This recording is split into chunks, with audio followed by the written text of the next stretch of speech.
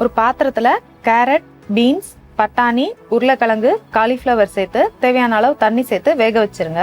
இப்ப காய்கறி வேகட்டும், அது அப்படி இருக்கட்டும். இப்போ ஒரு வாணலியில மிளகு, சோம்பு, தனியா, சீரகம், பட்டை, கிராம்பு, ஏலக்காய், பிரியாணி இலை சேர்த்து நல்லா வறுத்துக்கோங்க.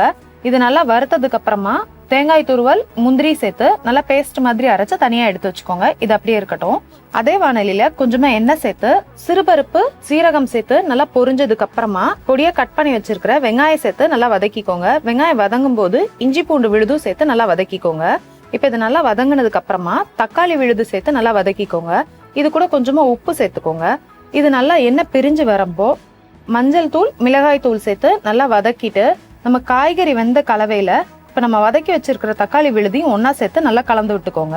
இதை நல்லா கலந்து விட்டுட்டு நம்ம அரைச்சு வச்சிருக்கிற மசாலா விழுதை இதோட ஒன்னா சேர்த்து தேவையான அளவு உப்பு சேர்த்து இப்போ இது நல்லா கொதிச்சதுக்கு அப்புறமா கொத்தமல்லி இலை தூவி இறக்குனீங்கன்னா சுவையான செட்டிநாடு வெஜ் மசாலா தயார்.